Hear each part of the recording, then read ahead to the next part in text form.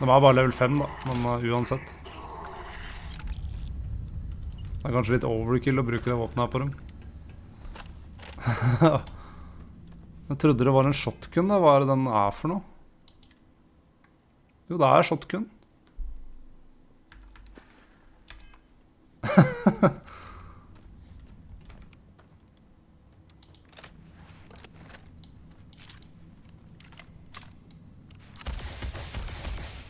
Er det den der, ja.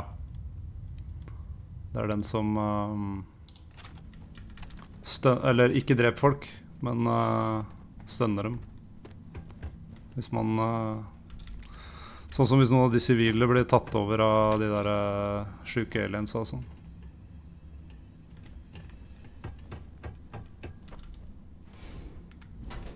One tap sus.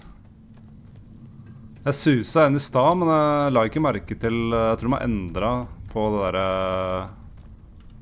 skriket fra CSGO. For når du suser noen da, så er det bare sånn Aah! Det er litt kjipt at de har tatt bort det, ass. Hvis de har tatt det bort da. Jeg hørte det bare ikke.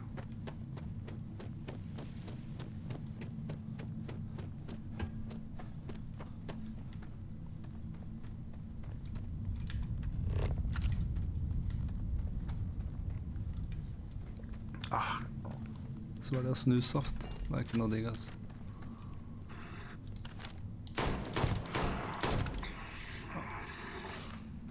Jeg tror nok det er meningen at jeg skulle vært her for lenge siden, når du ser på levelet til disse gutta her.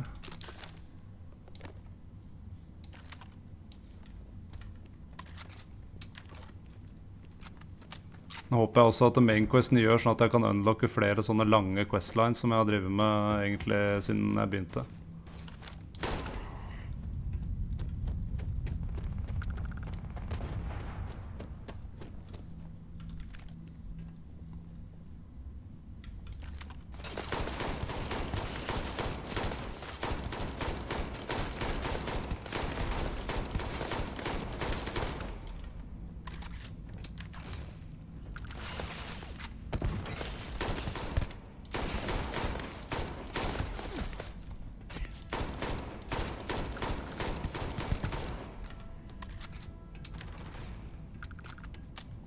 Han står der bare og chiller nå.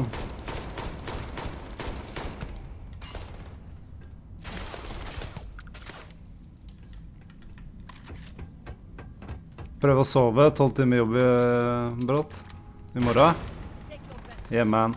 Jeg skal nok legge meg snart, jeg også. Men da prates vi nok på CS-en. Eller på streamen her. Så må du begynne å streame igjen snart. Jeg carrier oss for foreløpig, siden du aldri er på.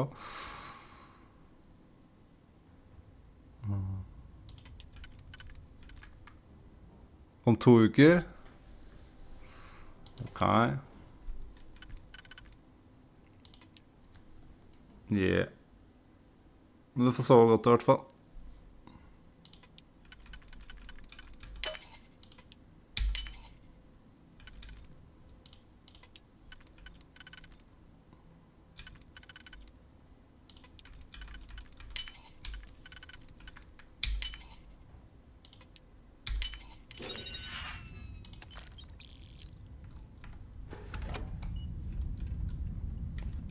Se hva vi har her da.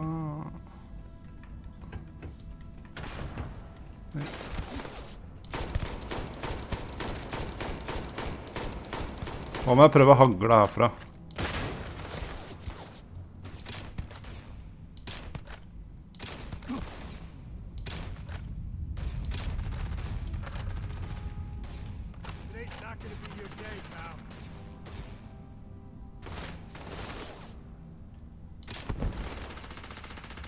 Oi, jævlig, ja.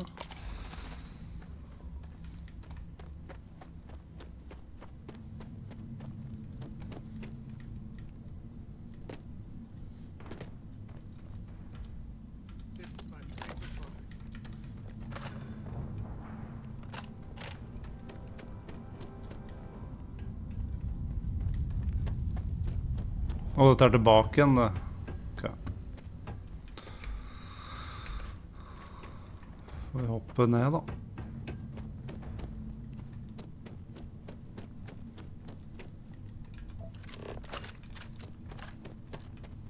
De var TP foran meg. Det er nok derfor jeg føler dem alltid er bak meg. Så de har nok noen sånne TP-greier, ja.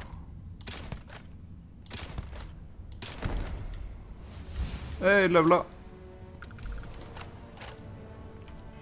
Ok. Jeg må drepe 30 skip. Boost pack, da! Ja, det er jo det. Ja, ja. Det er jetpack. Hei, Boba Fett! Need a moment to walk that off. Ok, jeg skal teste. Nei, nei, nei! Ok. Det er sykt da.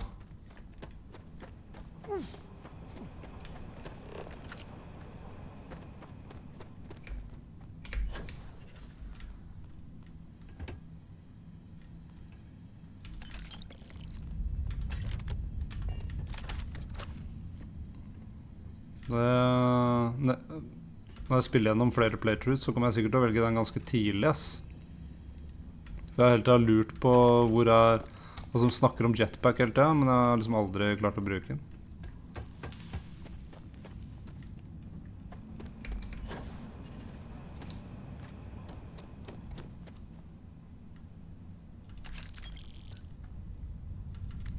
Nei, det tok meg litt dritt.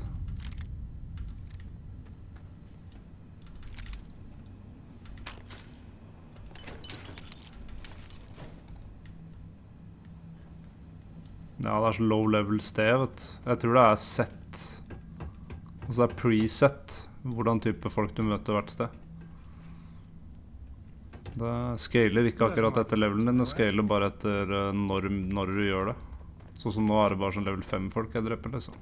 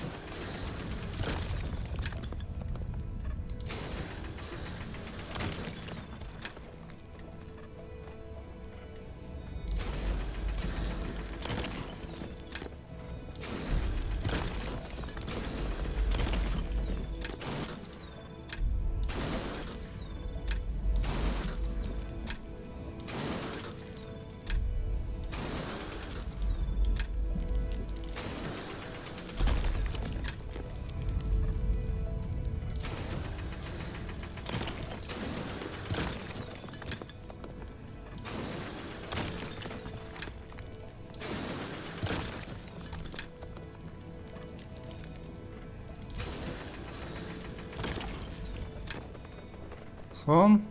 Hva er dette? What does your scanner Kobber bare.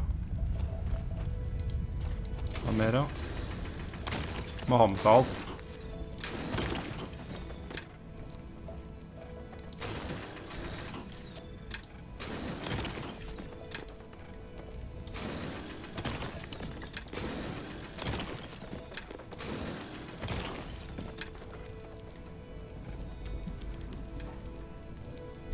Okay, back into Dreamland.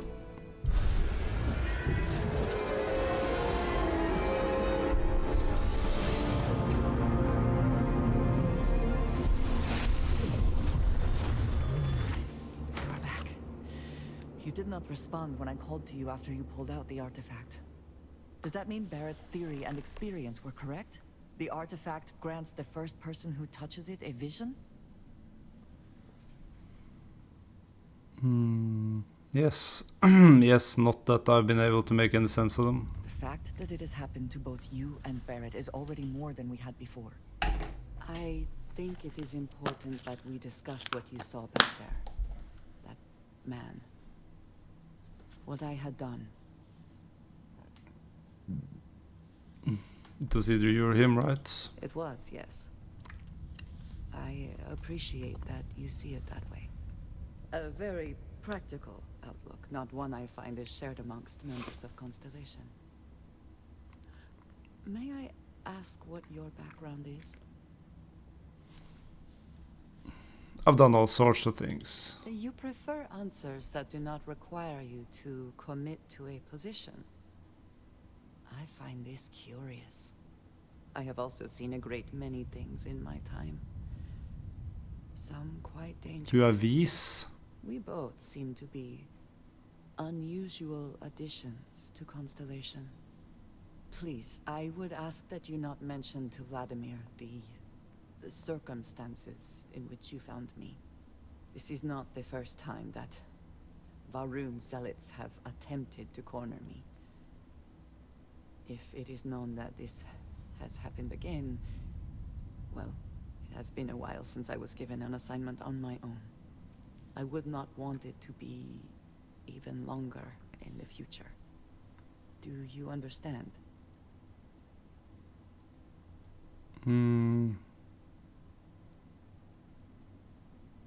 Ja, Varun Zealots, hva det for noe? You are unfamiliar. This is a surprise. Few have not heard of them.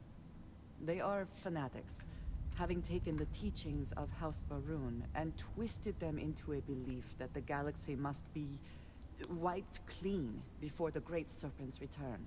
Oh, det crazy. So, in this, I would say I have done the galaxy a favor. You got it. Mom's the word. Jeg skjønner ikke mom's the word. Hva betyr det? Whatever. Mom, this means we are in agreement. Thank you.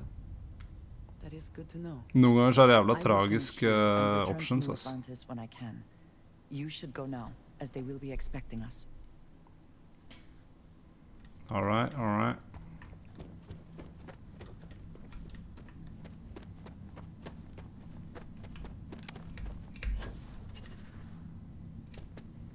Jeg gleder meg til den jetpacken er oppe og nikker, ass. Litt synd jeg ikke fant den tidligere, egentlig.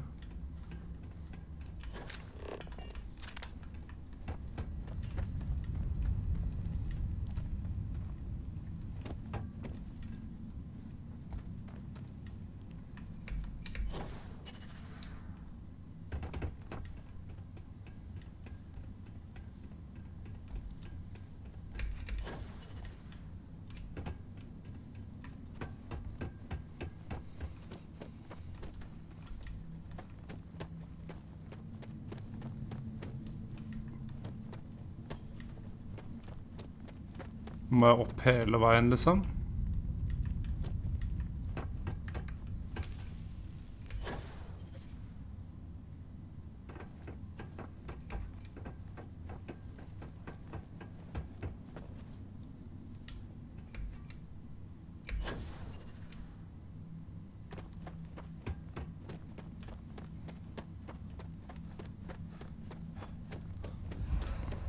Det er så mye lettere. Movement kommer til å bli så mye bedre nå. Komme meg opp og ned steder. Jeg trenger ikke å hele tiden rely på jævla gravityen.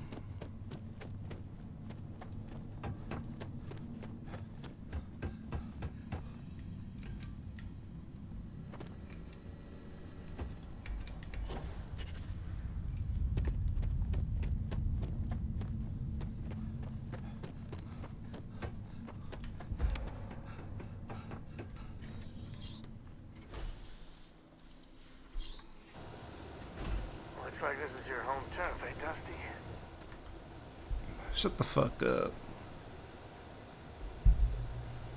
Jeg spiller til 2, tenker jeg.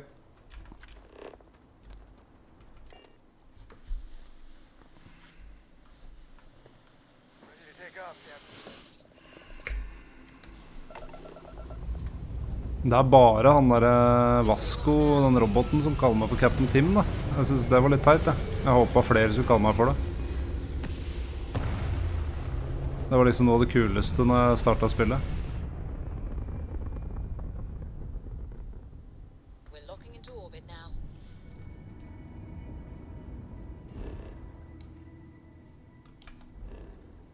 Skal vi tilbake til Constellation, eller? Ser sånn ut. Jemison. Hell yeah.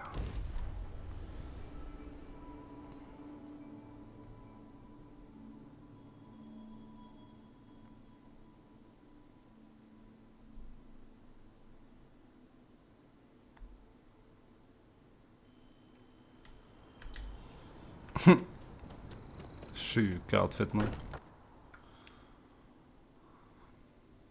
Isolation. It's always nice to come home. Captain Tim, you have returned. A cursory scan indicates that you are in good health. No, Hello, Vasco. we thought you might be hurt. Oh, Ja, jeg må ha på meg en annen drakt, ass. Kan ikke gå rundt sånn.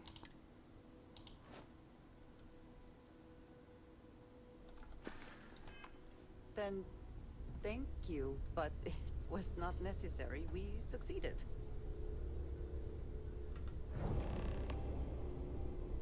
Look at you two.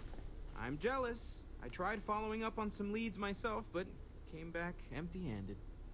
They could be Du ser anywhere, gæren can't ut. they? Embedded in a rock, or in the hands of an unsuspecting novelty goods trader?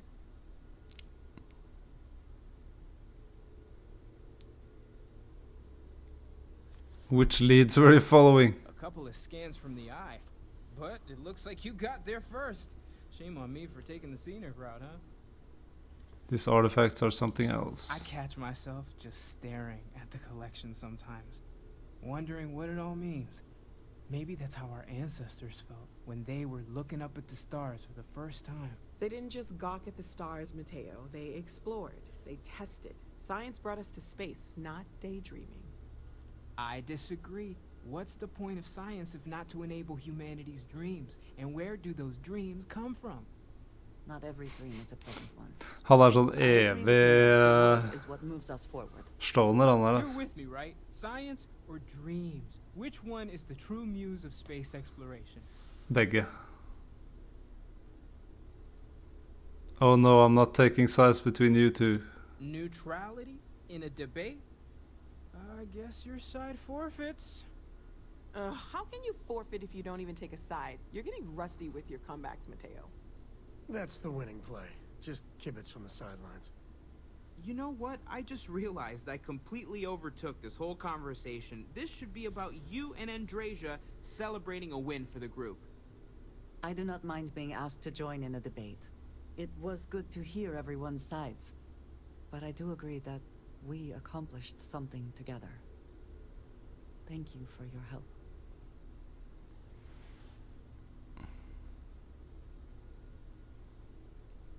And yours. I'll be happy to keep traveling with you. I have no objections. Kanskje jeg bytter ut Let us see what else we follower. can find out there. Noel, pulling some interesting data from those Ja, new det er artifacts. på tide at hun Tell the rook to meet er med me meg back nå. on board the station. Very well. Roger that, Vladimir. He's on his way. Got my attention, Captain. I can't imagine how hard it was to be under all that pressure. A leader knows that protecting regular folk is not just a responsibility, but a privilege. And I'm proud to call you my captain.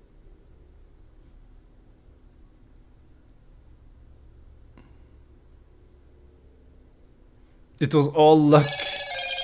Oi, satan. Sette på lydløs her, da.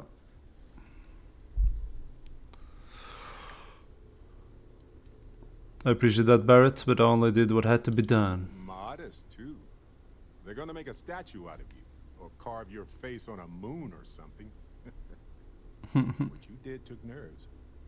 Befriending Delgado like that, it was a huge risk. If he had gotten to you, convinced you to side with them, I don't know what we'd be dealing with right now.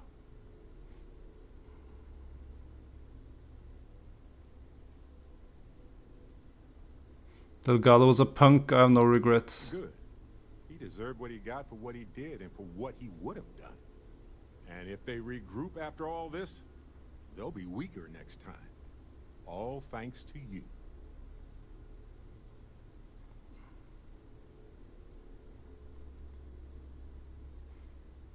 I wonder what happened to Neva Moore. That's a worry for another day, boss. Didn't do it alone. Nobody does anything truly alone. We all have help along the way. But you made the decisions that needed to be made. That was all you. Ja. I spillet så det sånn. Well, I suppose that station in orbit is... Jeg må bare dobbeltsjekke at mikken min funker. Jeg må bare dobbeltsjekke. Ja, ok, den funker. Jævlig kjipt å ha det problemet, men. Hva det vi driver med nå?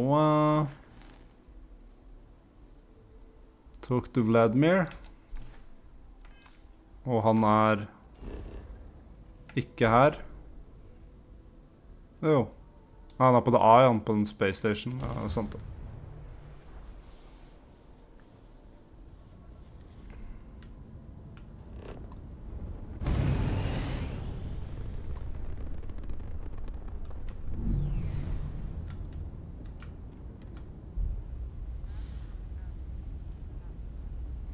Constellation Space Station. Faen, det har vært kult å ha hatt egen Space Station som hus, ass. Jeg håper du kan få det etter hvert. Mye lettere å komme seg til enn drive og rote rundt nede i byen. Jeg må sjekke ut litt her, ass. Hvordan dette ser ut? Vacant. Bare...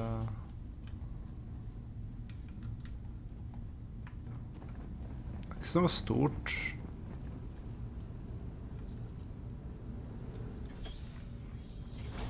Det sikkert større enn European Space Station. Da sitter de med faen meg helt oppi hverandre, hele land.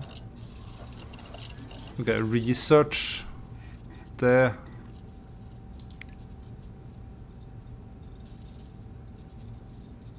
Research projects. Skal jeg bare gjøre alt der, liksom? Nei. Weaponry. Optics and lasers.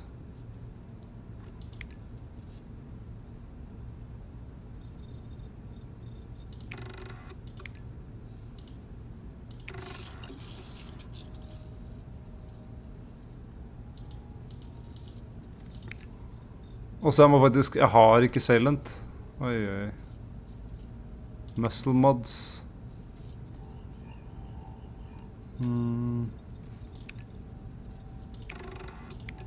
Så jeg må ta med meg Salient hvis jeg finner det. Jeg burde egentlig bare ta med masse crafting, ass. Parallel mods.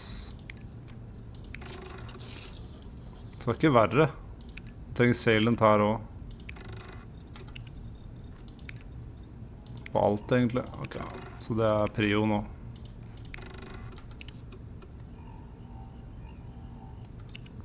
Når det gjelder å plukke opp ting.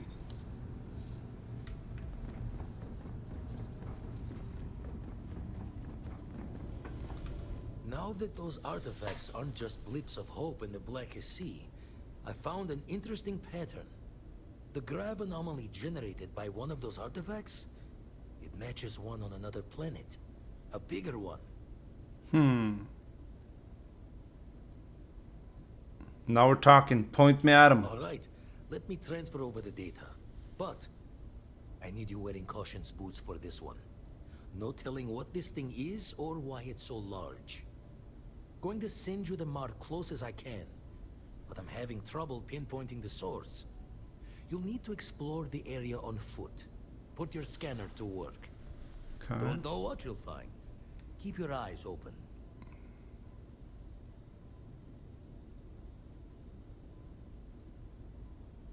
So I need to... You think... Land near the anomaly, use my scanner, got it. And from there, maybe you catch a smile and uncover the source of it all. Ok. Det høres litt spennende ut. Utforske noe sjukt. Right up my alley.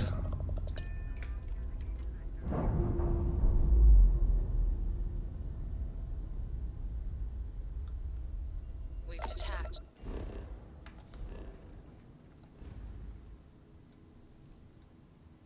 Jeg har vært her før da. På Procyon A, har jeg ikke det?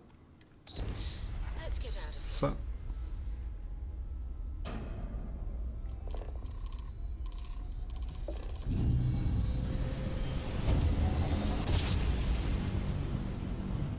Grab jump complete.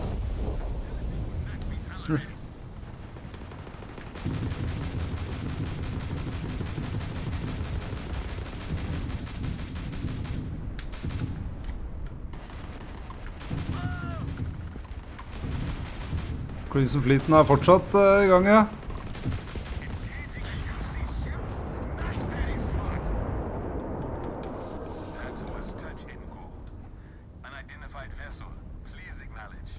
Jo.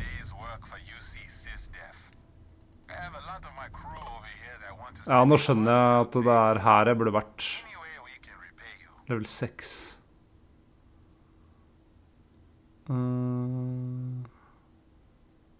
I can use some extra repair parts. Salvage rights are enough for me. You deserve it. You take care out there.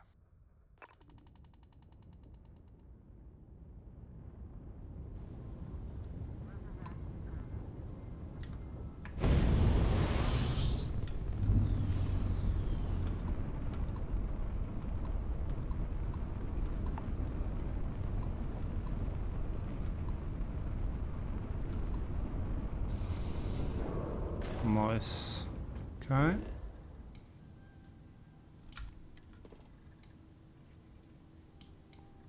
Scanner anomaly. Bare sjekke om det ikke funker igjen. Bare sjekke om det ikke funker. Ja. Landing initiated. Approach flaring.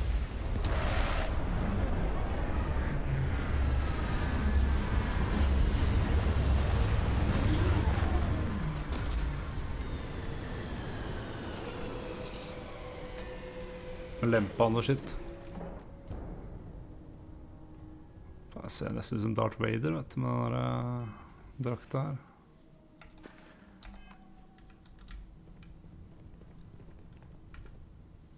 Så lurer jeg på om cargo hold evig. Evig plass.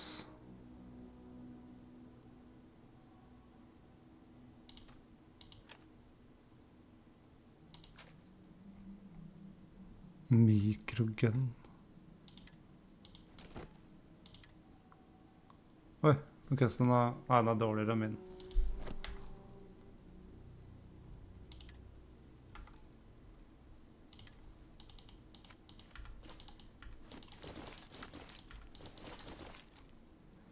Husk å finne Salient. What's happening, darling? Snakke med deg kanskje, lenge siden nå. I'm here for you, my love. Flirt, can I tell you something? You don't even have to ask. Being in love with you is like a dream come true. I don't deserve someone as amazing as you. How the hell did I get so lucky? Bye, love. Hun er fortsatt keen, hun.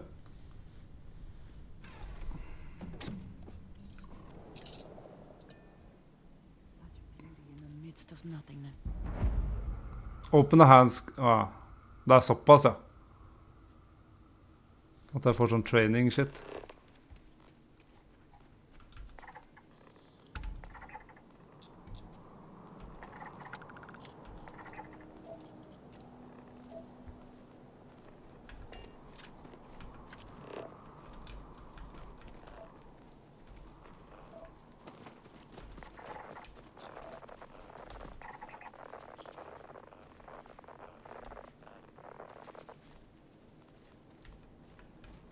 Skal jeg se bort dit jeg skal, da, siden der får jeg sånne der vibber, men sjekke ut her nede først.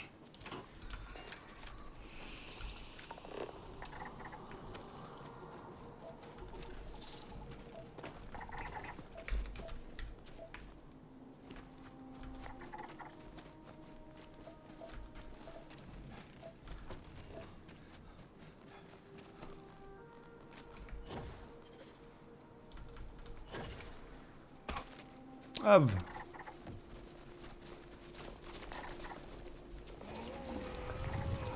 Er det Bulbasaur, eller? Nei. Oi.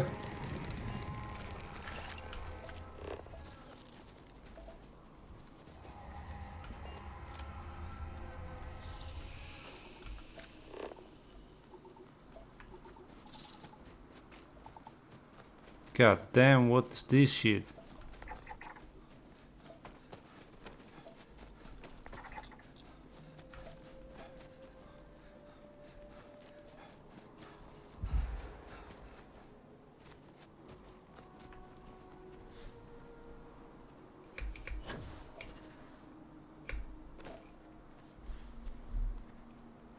Tiden var bare stoppet opp, liksom.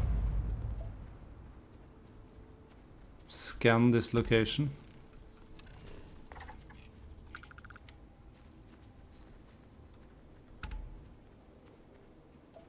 Det er helt sykt. Så det var Ryujin, et eller annet.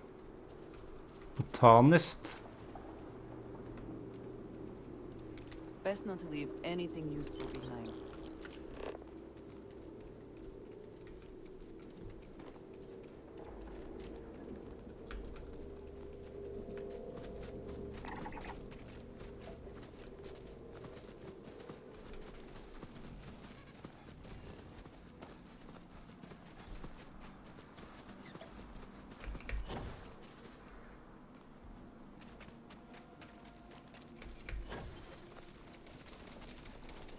Mange av disse jeg kan skanne.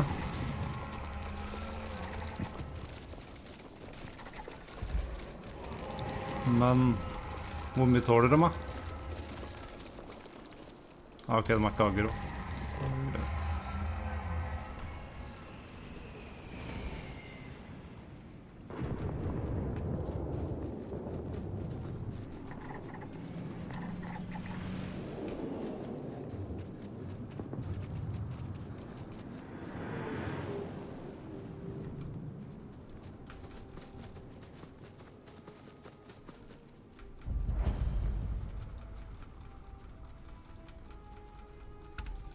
Så det er den samme type greia da.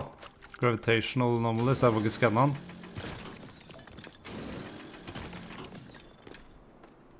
Hvorfor går du rundt uten spacesuit egentlig?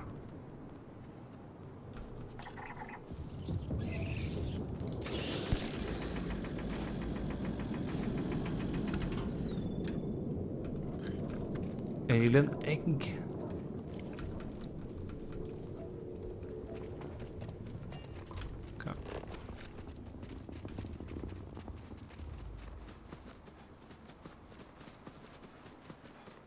Ja, det er mot her.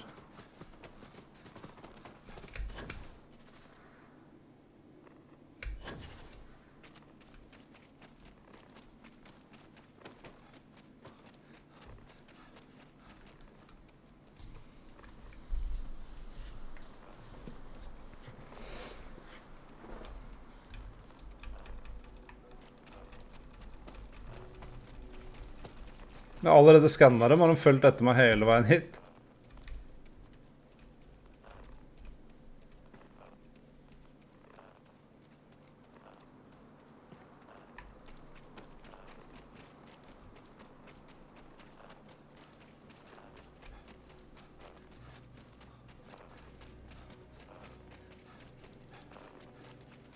Det skjer noe sykt der borte, ass.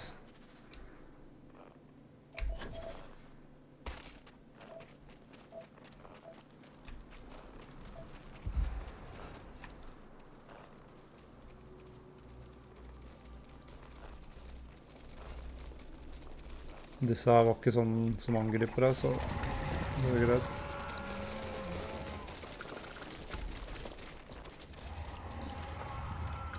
Det ser jævla farlig ut da.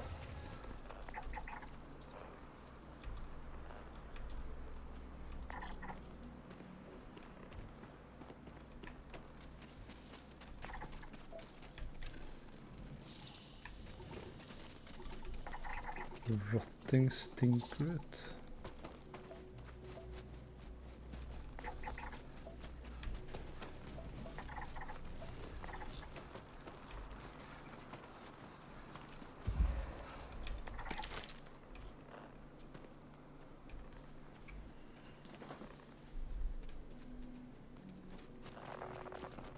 Så det er jo gratis XP da. Da, nå er det den veien, det grønne her.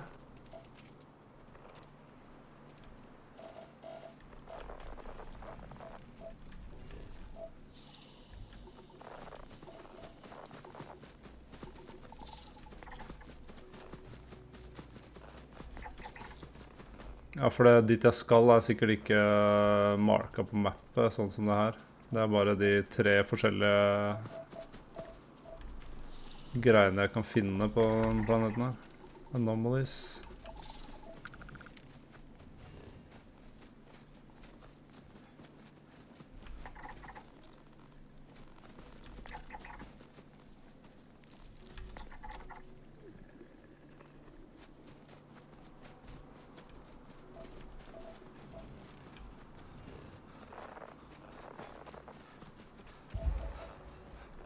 Ja, det er dit jeg skal.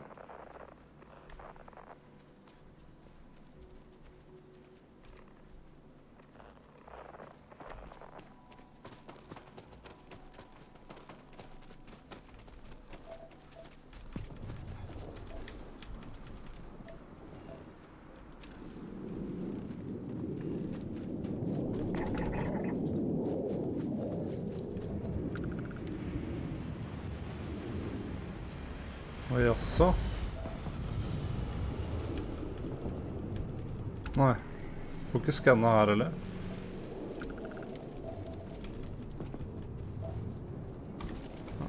Ok. Let's move.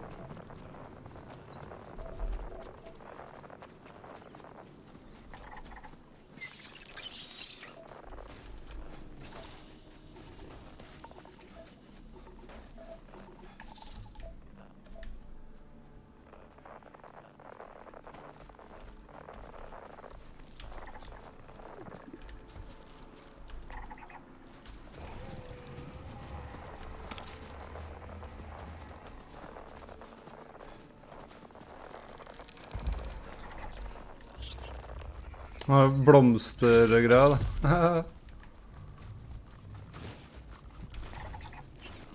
Ting her er så lav level at jeg trenger ikke å tenke på det.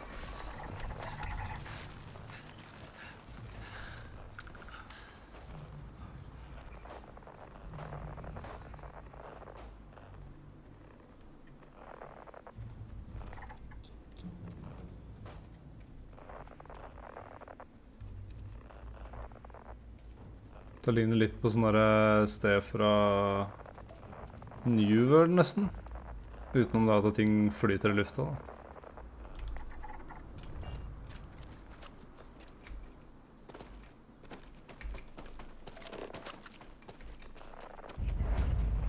Temple Eta.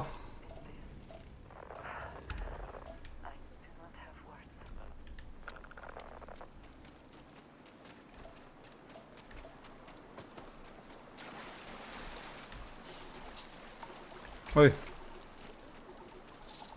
Freezing liquid her.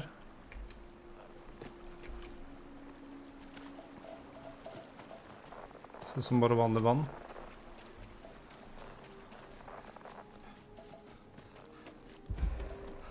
Men det er jo sånn at på andre planeter og sånn, så kan jo ting som er i gassform på jorda, kan jo til og med være liquid, liksom. Sånn som metan og sånn. Det er jævlig sykt.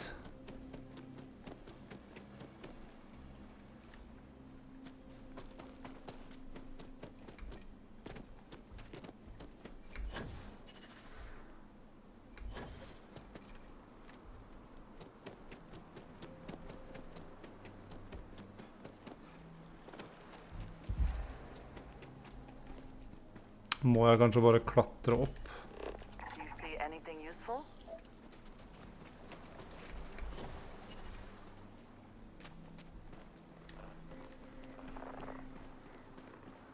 Prøv bare å klatre opp på toppen.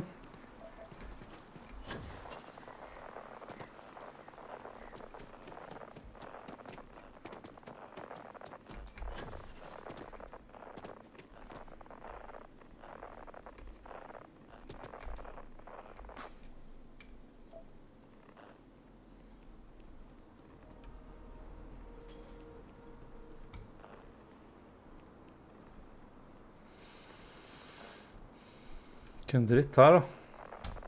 Eller? Jævla alien-greier, I hvert fall.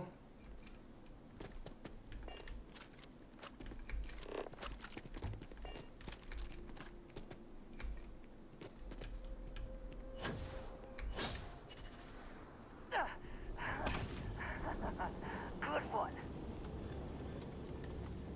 God damn.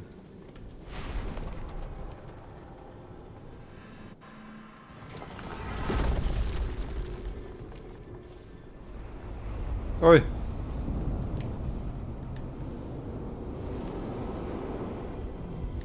Whoa. Those rings. Are they moving? They seem to react to us.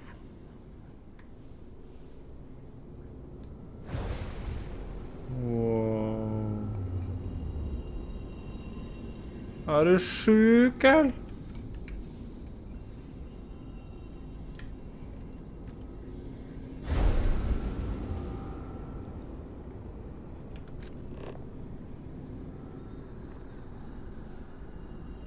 Ok, så hva...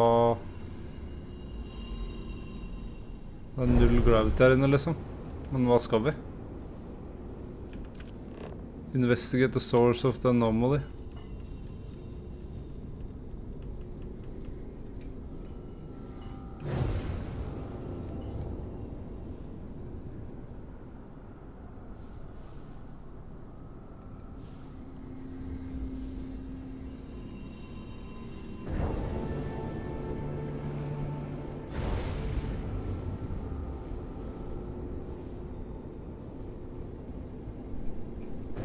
Dette spacet greier.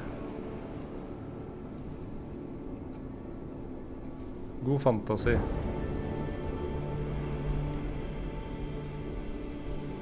Hva det jeg driver og klemmer meg her nå? Hva dette for noe?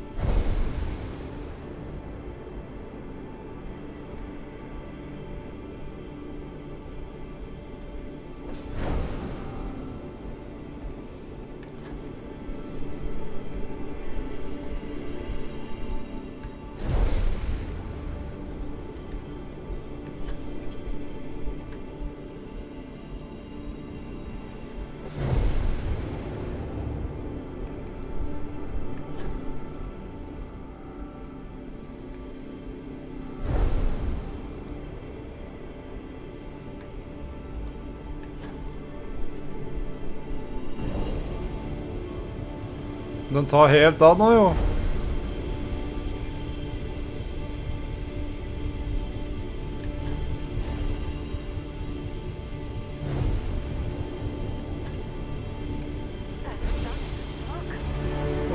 Jævlig.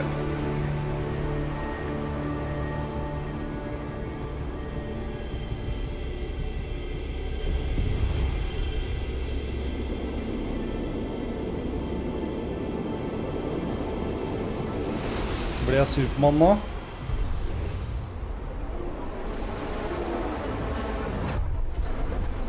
The hell?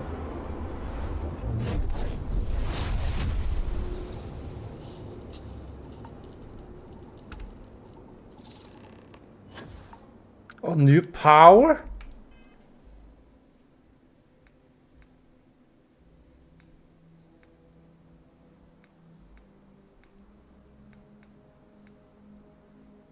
Select the area at the top of the access powers.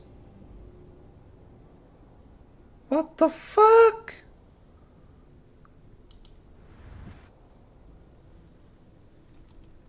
Favorite. Are you all right? We need to get you back to the lab.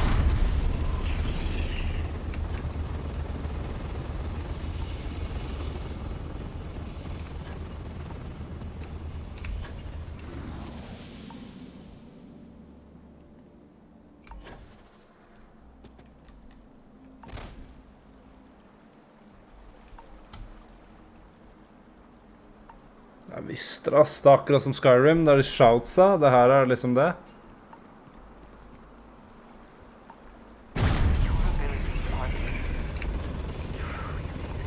Men Effekter ikke den meg? Kan ikke jeg være anti-gravity inni det greiene her, liksom? God damn! Jeg vet ikke helt... Jeg må prøve å bruke den rundt fiender, da kanskje de bare begynner å fly, da.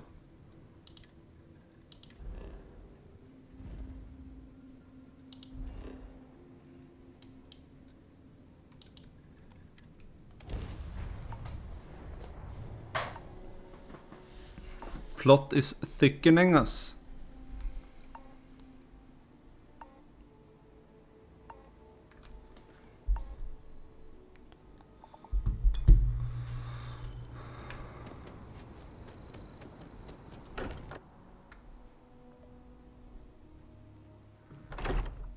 Amuses me to think about what goes on here, right under the United Colonies' collective Grix's notes. bones. Look at you. If you don't mind, I'm gonna start doing some scans. Like, right now. We were right about the anomaly, weren't we?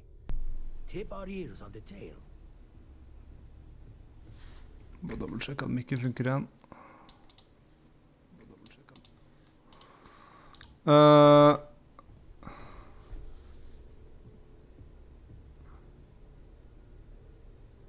Whatever beings made the artifacts sure love their puzzles. Some kind of test? Were the artifacts meant to lead us there? Vladimir, look at these readings. Cardiovascular and neurological levels aren't in the normal range. I think I'll we're be going to need a superhuman. demonstration. Mind putting the paces to it?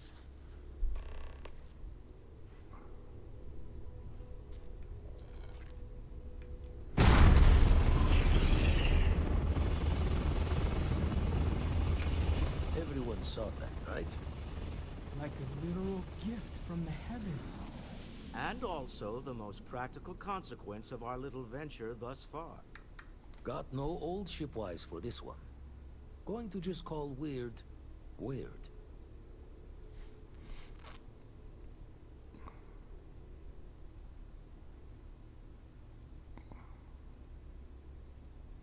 We need to keep this under wraps. No one can know. No one in Constellation is going to lose lips on this. What could we say? Even we agree we do not fully understand what is going on. Can we find more of them? Already picked one up from the scans. Matches another one of the artifacts we found. In theory, there might be one temple for each. But sifting through all the signs to identify a match is tricky. Impossible if we don't have the right artifact to compare. And even then, it takes time.